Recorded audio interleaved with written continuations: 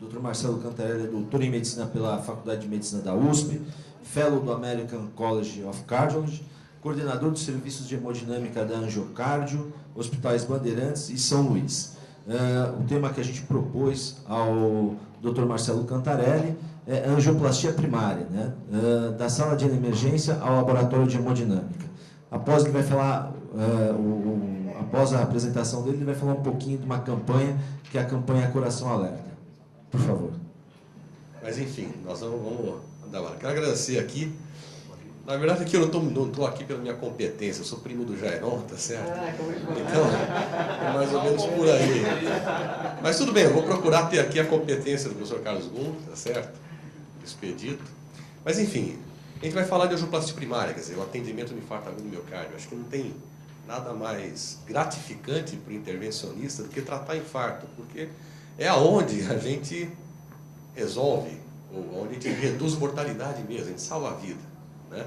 Diferente da intervenção percutânea em casos crônicos, angina, paciente assintomático. Mas o infarto agudo é inquestionável, tão inquestionável que nesse editorial do Circulation fala o seguinte, que a primeira coisa que você tem que ver quando você vai para uma cidade é ver onde tem um serviço de hemodinâmica mais perto de você, tá certo? Dá uma olhada, porque é para lá onde você vai, você ou a pessoa que você ama, para fazer angioplastia primária, no caso do infarto agudo. E isso tem, obviamente, uma razão de ser. Por quê? Porque na evolução dos anos, a mortalidade do infarto agudo ela tem caído. Antigamente, em torno de 30%, depois com o advento das unidades em terapia intensiva, depois dos desfibriladores, monitorização, beta-bloqueadores, isso cai para 15%. O advento do AS, da trombólise e da angioplastia stent em torno de 6,5%. E hoje a gente fala em mortalidade em torno de 4%, 3% com o advento de angioplastia primária e dos novos fármacos. Infelizmente, a taxa no Brasil média da mortalidade de infarto, nós estamos aqui. Apesar de termos o AS há muito tempo, de termos trombolíticos, angioplastia primária, stent, etc. Então a gente está aqui um pouquinho atrás e a gente precisa melhorar.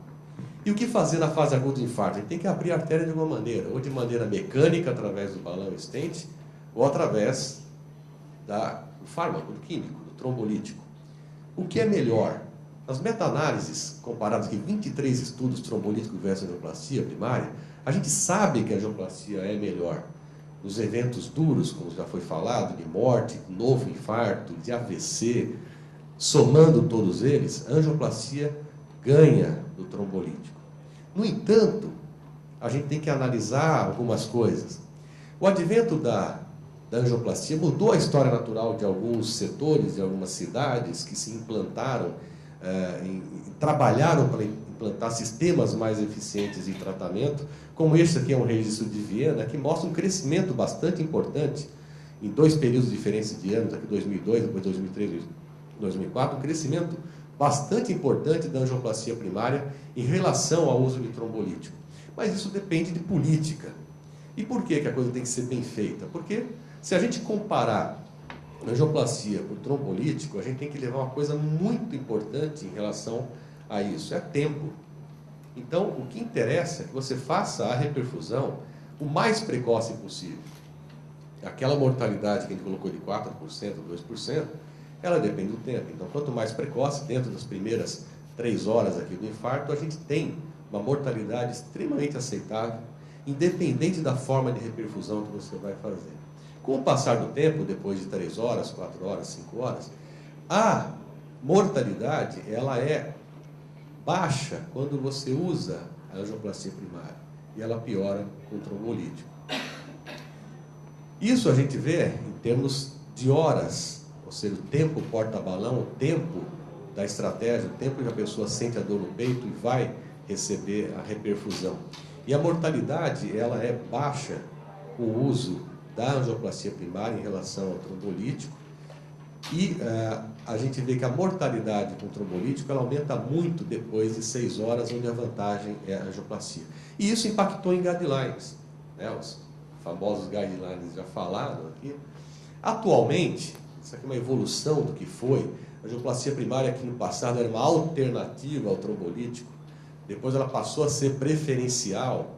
Hoje, ela é o método de eleição, Porém, dentro das primeiras 3 horas da dor, tanto faz você fazer o trombolítico como a angioplastia. Após isso, a angioplastia ganha força como tratamento.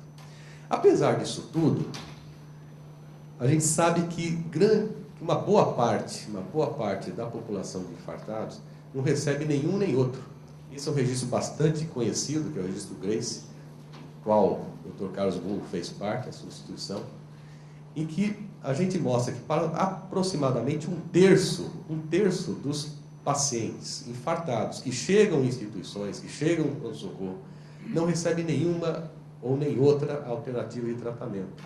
E principalmente são idosos, pacientes que já chegam sem dor, pacientes diabéticos, pacientes que chegam com sintomas de CC ou pacientes previamente revascularizados.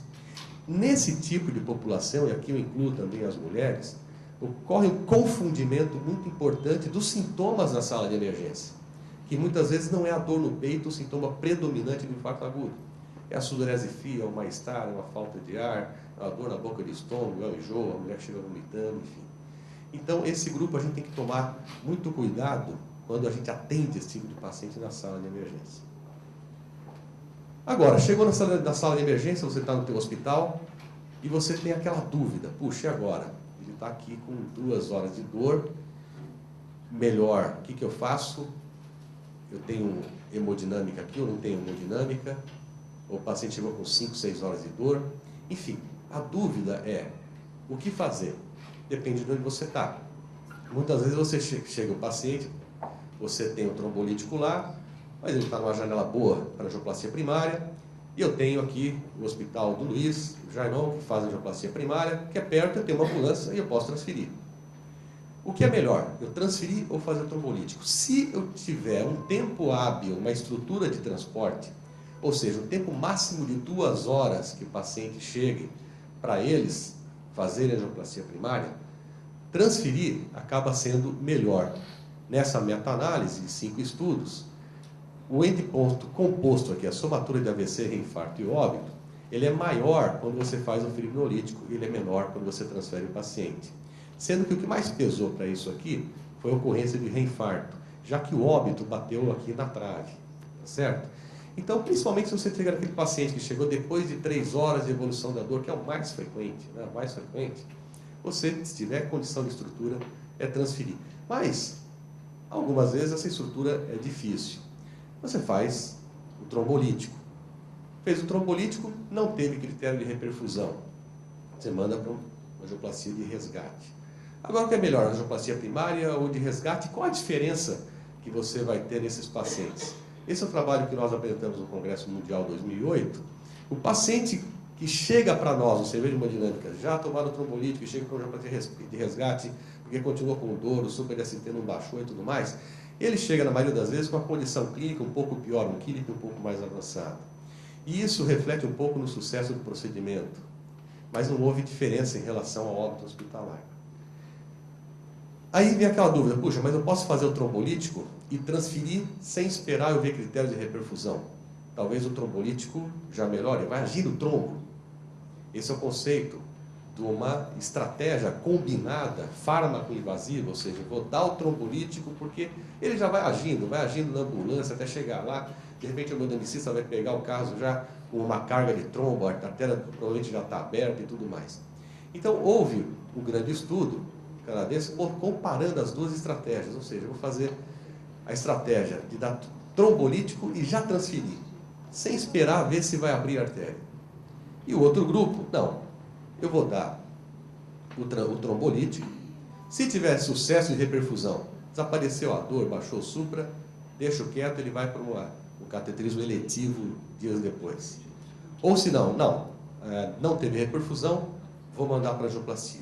Comparando-se esses dois grupos, a estratégia fármaco-invasiva, ela caminhou com um menor índice, e foi significativo isso, praticamente 50%, uma redução desses eventos, tanto de insuficiência cardíaca, tanto de morte, reinfarto, recorrência de isquemia e choque.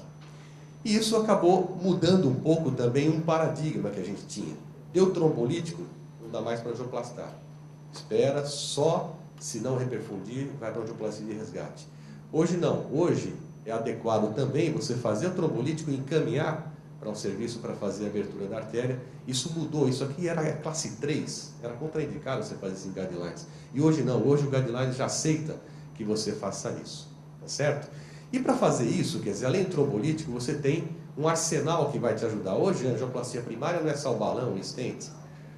A angioplastia primária depende também dos fármacos que o Carlos Gunn já comentou, o clopidogrel e outros novos antiplaquetários, o abciximab, a bivalirudina, que ainda não está disponível no Brasil, para profilaxia de não abertura da artéria. E dispositivos mecânicos outros, os stents farmacológicos agora incorporados também no tratamento do infarto agudo, e os catéteres de aspiração de trombo. Então, aqui o Carlos Gunn já... Metade da minha apresentação aqui já caminhou e eu vou passar rapidinho. Isso é bom porque ninguém vai perder o churrasco. Acho que me falaram que o churrasco depois. Então, toda vez que eu falo churrasco, eu lembro de uma passagem. Minha filha agora tem 14 anos, era menor. Então, toda churrascaria que você ela faz a primeira coisa, cara, serve aquele espetinho de coração de galinha. Eu não como coração de galinha. E a minha filha passou um tempo e ela adorava coração de galinha. Ela falou, pai, um dia eu já sei. Por que você não come coração de galinha? Ela ficou aquilo na cabeça. Eu nem lembrava. Não. Já sei, pai, porque você é cardiologista. Ótimo. O cardiologista não come coração de galinha. Eu, ótimo, filha. Pensei, eu ainda bem que não sou ginecologista.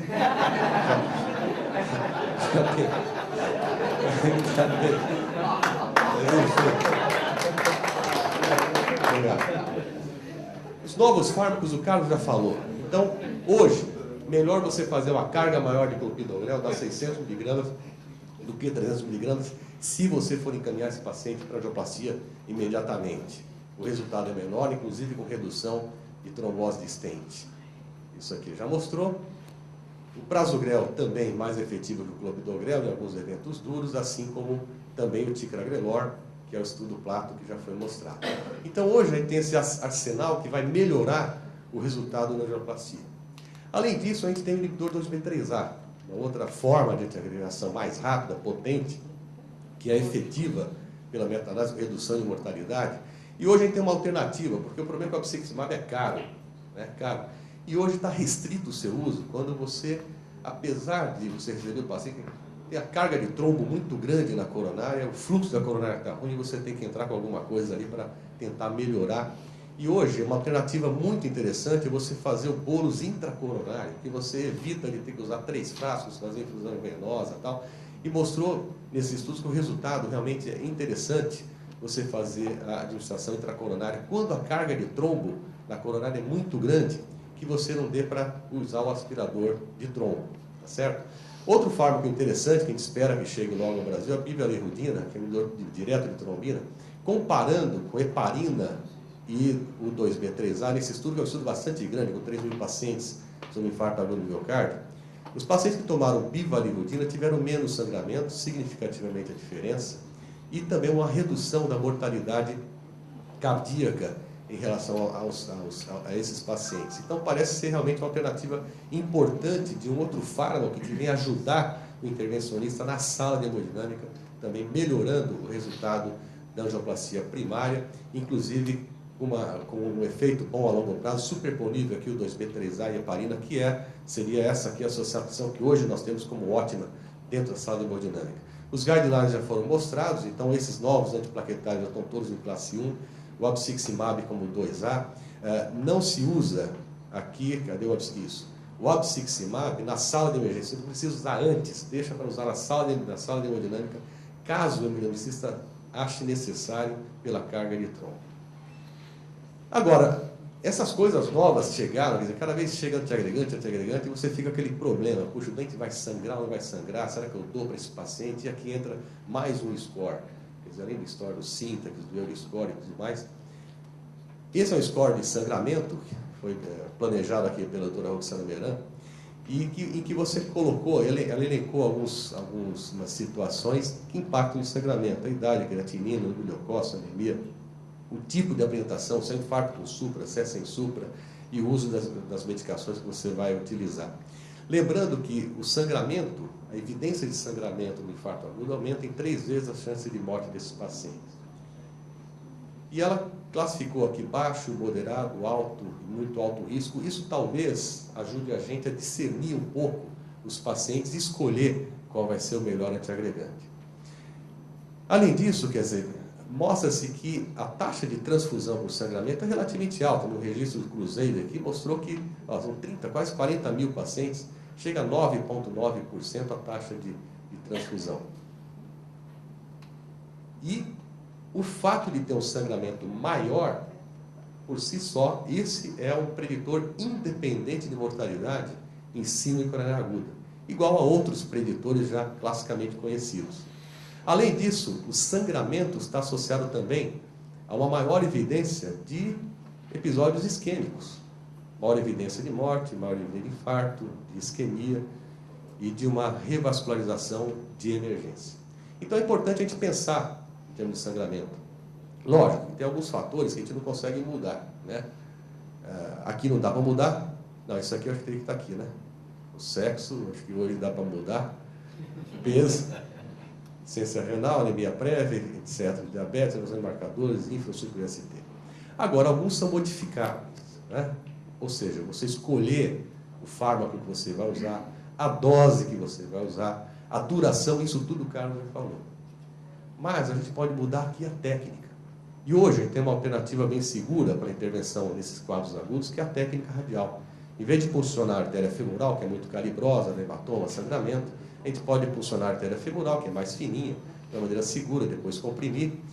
E isso já foi testado aqui em alguns grandes estudos, e essa aqui é uma meta-análise, são 13 mil pacientes nessa meta-análise, que mostra que a ocorrência de sangramento em todos esses estudos foi menor do que a técnica femoral. Então favorece. Isso impacta nos eventos duros de óbito, novo infarto e AVC, que também favorece discretamente aqui a técnica radial. E quanto ao impacto de mortalidade, nesse estudo, com um nome bem interessante, chama Mortal, né, parece coisa de videogame, é uma retrospectiva de 32 mil pacientes que mostra que o acesso radial, ele é um fator protetor à mortalidade. Diferentemente aqui, olha, transfusão, diabetes, revascularização prévia, infarto, idade avançada, que são fatores preditores aí de eventos ruins com a mortalidade. Muito bem. Vou fazer a angioplastia e vou escolher um stent, farmacológico ou convencional. O Horizon EMI, que é o maior estudo sobre isso, e agora vem aí o Horizon 2, que vai ser com 10 mil pacientes. Esse aqui que tem 3 mil pacientes mostrou o seguinte, que o stent convencional tem aquilo que a gente já sabe, quer dizer, uma chance maior do paciente ter que sofrer uma nova intervenção futuramente aqui nesse prazo de segmento, em relação ao stent farmacológico, que também foi o mesmo stent usado no Syntax, que já foi comentado previamente. Então isso aqui aumenta em 40%, ou seja, você receber um stent convencional no infarto, aumenta em média 40% mais a chance sua de você ter que refazer uma angioplastia num prazo aí de um segmento de pelo menos 1 ano.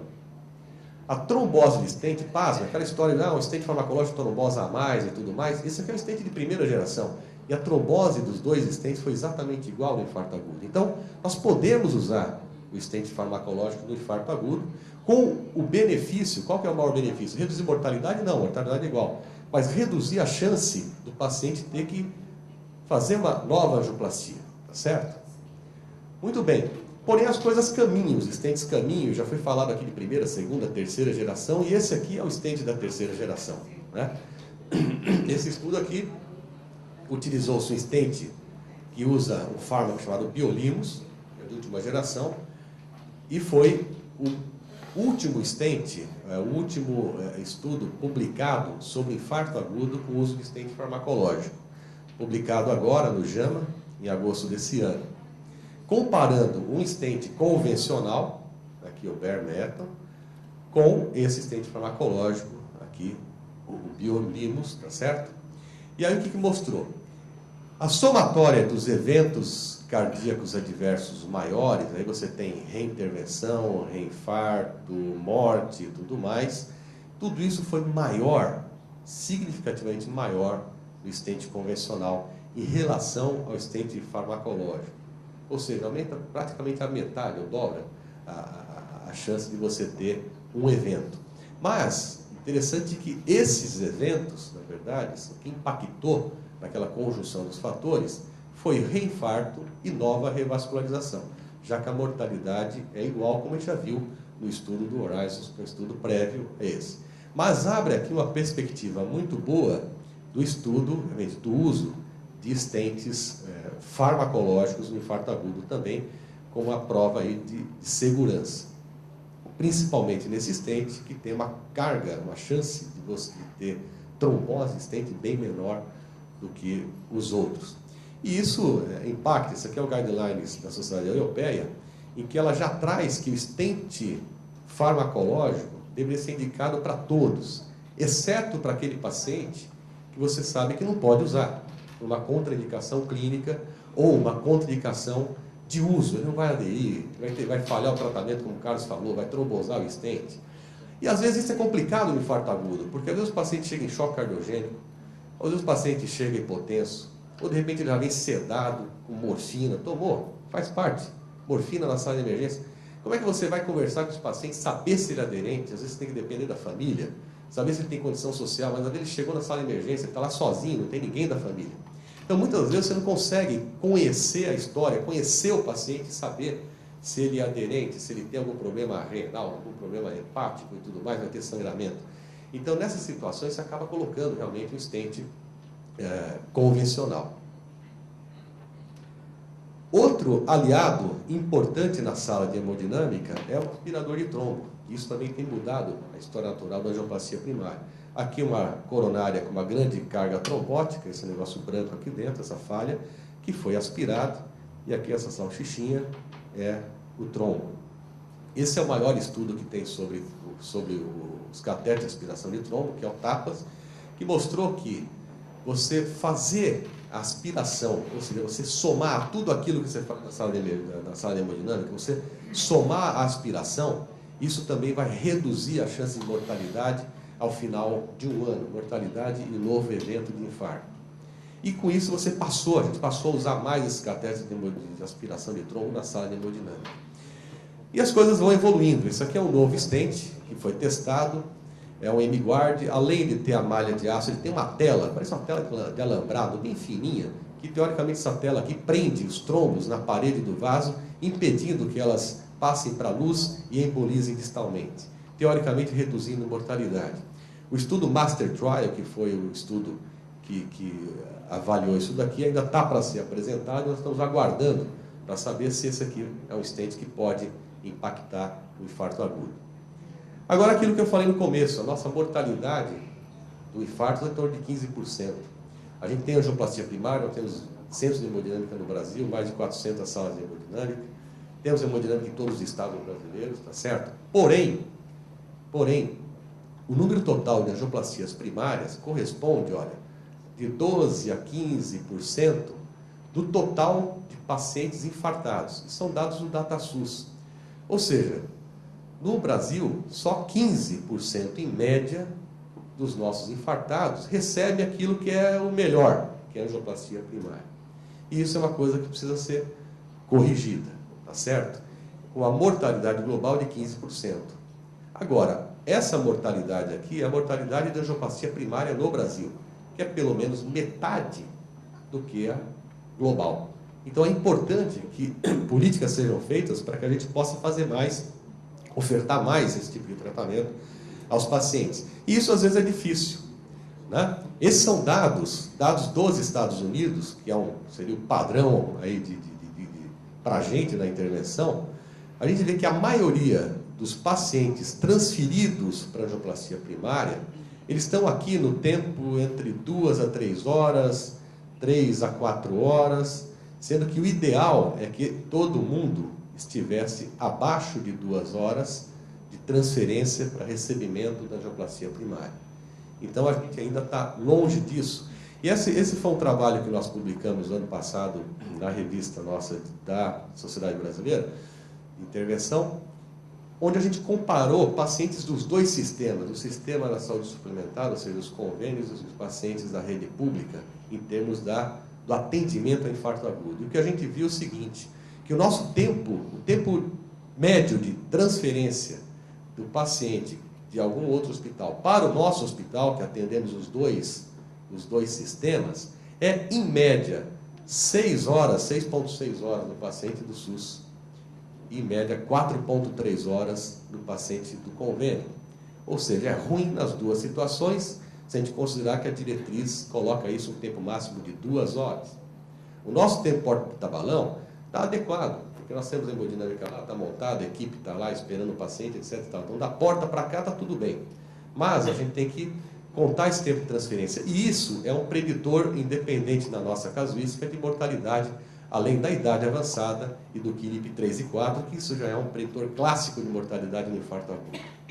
Obviamente que o ideal é que você faça isso. Infarto, menos que 12 horas, cardiologista intervencionista lá preparado, angioplastia primária, isso é ideal. Mas na maioria das vezes, o primeiro atendimento, a gente tem que pensar, tem facilidade de transferência? Sim, não. Vamos fazer o trombolítico? Se você não tem como transferir, faz. Aí na falha, faz o CP de resgate, enfim. Isso é o que a gente está trabalhando nesse sistema atualmente. Agora tem um grande problema que a gente tem que pensar. Não adianta ter tudo isso que eu falei, todas as apresentações anteriores, se existe esse primeiro problema. Ou seja, o paciente que está em casa, a pessoa, a dona Maria, tem uma dor no peito, ou tem uma sudorese, ou tem um enjoo, ou tem uma tontura, ou tem um mal-estar, dura lá 20 minutos de dor, acha que não é nada, vai lá, não, tem que fazer a comida de casa e tal, deixa para ir para o médico, não, eu vou, no final da tarde eu vou no dia seguinte, tá certo? Então, se as pessoas não souberem identificar que o que elas estão sentindo pode ser um infarto do miocárdio, e se elas não forem em tempo hábil ao hospital, nas primeiras horas do infarto, de nada adianta ter hospital, ter hemodinâmica, a gente está aqui, médicos preparados e tudo mais. Então, a primeira fase para a gente melhorar o nosso atendimento de infarto são educação em massa da população, em mídia, para que a gente consiga ensiná-los, o pessoal perceber o que eles têm que fazer. Depois, obviamente, concomitantemente a isso, nós temos que ter protocolos de transporte, políticas públicas, como a França, por exemplo, que é um modelo nisso, hospitais de referência. O pessoal tem que saber, puxa, eu tenho que saber onde é que é o hospital que eu tenho que ir, eu tenho que ter um sistema que me leve rapidamente para lá. E, obviamente, dentro do hospital, a gente não pode ter mais aqueles 30% que chega com infarto e que não recebe nada. Não, eu tenho que saber ver o eletro, eu tenho que ter o tempo, eu tenho que fazer o eletro em 10 minutos, eu tenho que dar o trombolítico em 30 minutos, eu tenho que chamar a equipe de hemodinâmica, a artéria tem que estar aberta em 90 minutos. Então, tudo isso aqui é importante. Esse trabalho é bastante interessante, foi publicado agora em agosto e foi apresentado no Congresso Europeu. Isso aqui, na verdade, são números de 15 anos, segmento de 15 anos, de pacientes infartados na França, o registro francês. O que aconteceu na França nos últimos 15 anos? Veja bem, o infarto agudo do miocárdio tem aumentado na população jovem, abaixo de 60 anos, tanto em homens como mulheres, com P significativo. Ou seja, se em 95, 38% dos pacientes infartados eram homens jovens, hoje metade, 49%. Se as mulheres eram apenas 10%, 11%, ou seja, de cada 10, uma era mulher, hoje, 25% pelo menos são mulheres jovens, teoricamente protegidas pelos hormônios, tá certo? E o que mudou em termos de fatores de risco? Aumentou, mesmo na França, que a comida é boa, vinho, etc., não é nos Estados Unidos, obesidade de 14% foi para 20%, isso é significativo. E o tabagismo, apesar das campanhas, de 30% para 40%. Esses foram os fatores que pioraram a situação. Então, mais jovens infartando, tabagistas e obesos. E a mortalidade? Puxa, a mortalidade deles em 95 já era melhor que a nossa atualmente. Nós estamos igual à França há 15, 20 anos atrás. Ou seja, a mortalidade aqui de 11% quando ajustada. Hoje, a mortalidade deles, em 2010, é 4,4%. Puxa, o que eles fizeram? O que aconteceu? O que aconteceu foi o seguinte: o tempo entre o começo do sintoma e o pedido de ajuda caiu bastante, significativamente nesses anos. O tempo do início dos sintomas até a chegada no hospital também caiu, 240 em média de minuto até 175, significativo, ou seja, melhorou 62% esse tempo. E mais, olha o que aconteceu aqui. Enquanto em 95 apenas 11,9% dos pacientes infartados recebiam angioplastia primária e metade deles não recebia nada, hoje 60% dos pacientes são tratados com angioplastia primária. O Brasil está aqui, aí, ó, tá certo? Então inverteu de 11% para 60% dos pacientes. E aqueles que não recebem nada, 25%, quer dizer, caiu pela metade. Ainda está ruim, precisa melhorar. Mas isso impactou realmente na melhora desses pacientes. Uma das coisas que eles analisaram e concluíram, os autores desse trabalho, quer dizer, além da política de transporte e tudo mais, é que nos últimos 10 anos fizeram-se grandes campanhas de mídia que impactaram naquela identificação do sintoma. Ou seja, conscientizou as pessoas, isso passa na televisão, isso tem telemarketing, tem bastante coisa, eles batem na tecla, mostram histórias, mostrando que pessoas que estão sentindo aquilo têm que ir para o hospital rapidamente. A Sociedade Brasileira de Hemodinâmica, a Sociedade Brasileira de Cardiologia lançaram agora em junho a campanha Coração Alerta. A campanha Coração Alerta é uma campanha de mídia, é uma campanha que já tem o site, que a gente pede que todo mundo acesse, www.coraçãoalerta.com.br, que traz todas as informações, o que é o infarto, quais são os sintomas, o que fazer, por que tem que ir rápido, por que tem que preocupar sua mulher, idoso, etc. E como prevenir, quais são os fatores de risco, por que o infarto acontece, eu não quero ter, então eu tenho que ir no médico, eu tenho que primeiro procurar o médico, saber se o meu coração é saudável, ou seja, a prevenção também. Então, através da educação, a gente quer mostrar que o infarto pode acontecer com qualquer um, que a loirinha, bonitinha, professora e tal, mas pode realmente infartar, inclusive você, tá certo? Então, essa campanha é uma campanha importante de conscientização para que as pessoas cheguem no tempo adequado. Como esse paciente aqui, um homem de 53 anos, piloto de avião, tinha um antecedente já de um infarto prévio com angioplastia feita em Miami, chega no pronto-socorro com 20 minutos de dor. Chegou lá com 20 minutos de dor. O eletro praticamente não tinha nada, passa batido. Você vê que tem alguma coisa querendo alterar aqui a onda T apiculada na parede anterior, um pouquinho aqui no V4. Só que ele é mantido, 20 minutos depois, altera o eletro, infarto agudo anterior, tá certo? 20 minutos depois, é identificado o IAM, ou seja, está perdendo o aparelho anterior e a gente precisa fazer alguma coisa. Na primeira angiografia, a descendente anterior completamente ocluída. Passamos o catéter de aspiração, aspirando o trombo. Implantamos um stent. Abrimos com o balão o ramo diagonal que ele tinha o stent previamente implantado, que estava ocluído também, e esse é o resultado final. Ou seja, todo esse vaso estava ocluído. Como ele foi tratado rapidamente, um eletrocardiograma praticamente normal. Normal, 1 hora depois da angioplastia. Tá certo? A gente só, como ele é piloto de avião, peguei o nome dele direitinho, né? Toda vez que eu entro no avião, quem é o piloto? Né? Tá, você vai que ele tem uma trombose de stent lá em cima, já pensou? Não, aí não dá. Você passa o filme da campanha para mim. Para terminar, pedir aqui apoio aos universitários aqui para colocar um filme. Não tem para mim? Isso. Põe aquela aqui. Pode fechar. Não, pode fechar tudo aqui. Aquele que está no teste agora. Esse. Esse que tem que ter som. Isso. Vou descansar a voz um pouco. O filme tem som. 80 mil pessoas por ano.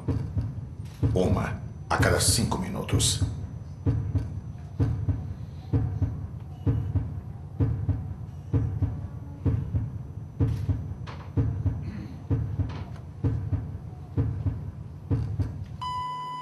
Esse é o número aproximado de mortes por infarto todos os anos no Brasil. Idosos, jovens, negros, brancos, homens e mulheres fazem parte dessa estatística. Apesar do infarto acometer mais os fumantes, pessoas com sobrepeso e ritmo de vida estressante, além de sedentários que seguem uma alimentação não regrada, o infarto não escolhe raça, sexo e muito menos idade. Pode acontecer com qualquer um, assim como aconteceu com o Tiago, com a Ana e com o Afonso. Tiago, 36 anos, atleta, infartado. Ana, 42 anos, professora, infartada. Afonso, 57 anos, microempresário, infartado. Eles achavam que não tinham nada a ver com o infarto, mas o infarto tinha tudo a ver com eles. Tiago, Afonso e Ana tiveram sorte. Mas para milhares de pessoas, o infarto é fatal. 17 milhões de pessoas morrem em decorrência do infarto todos os anos no mundo inteiro. Um número equivalente ao de toda a população da cidade de São Paulo. Trabalhar para reverter essa estatística é uma atitude para todos. Por isso, a SBHCI e a SBC convidam você, sua empresa, entidade ou organização a participar da campanha que vai alertar a população sobre os riscos do infarto. Campanha Coração Alerta. Reduzir mortes por infarto é uma atitude para todos. Uma importante iniciativa de conscientização que vai tomar conta das principais mídias nacionais, educando as pessoas sobre os principais sintomas e fatores de risco e incentivando-as a procurarem ao médico e fazer exames para o diagnóstico precoce do infarto. Queremos diminuir em 50% a taxa de mortalidade por infarto no Brasil. Uma meta de 100 mil vidas salvas até a Copa de 2014. Faça parte dessa luta. A SBHCI está convocando parceiros e apoiadores para que mais pessoas sejam conscientizadas e mais vidas sejam salvas. Reduzir mortes por infarto e fazer parte dessa grande mobilização é uma atitude para todos. Coração Alerta, uma iniciativa SBHCI, SBC e você.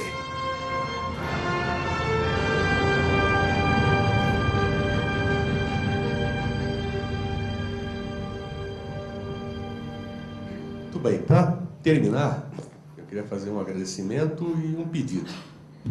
Um agradecimento para o Luiz, para o Jairon, pela oportunidade de divulgar a campanha, de mostrar, né? E um pedido é que todos entrem nessa campanha, que todos acessem o site, compartilhem no Facebook, no Twitter, tem material para download, que divulguem. Divulguem nos seus hospitais, nas suas empresas, nos seus consultórios, aos seus pacientes, nas suas faculdades, nas ligas de cardiologia. Usem o logotipo da campanha. Qualquer ajuda é importante. É uma campanha que a gente pretende que seja muito grande e nós dependemos da ajuda de todo mundo. Essa campanha é a campanha de todos os cardiologistas do Brasil, não é a campanha de ninguém. Somos de todos nós. Nós não temos dinheiro para pagar uma Globo, um Tecnarenova, esse tipo de coisa. Então, a gente depende que isso, ponto a ponto, se espalhe pelo Brasil. E a gente quer aí a participação de todo mundo. E a SBHCI está aberta para que todo mundo entre em contato. Se precisar de algum material de divulgação, tudo isso é passado para vocês gratuitamente para que todo mundo ajude aí a reduzir a mortalidade por infarto no Brasil. Muito obrigado.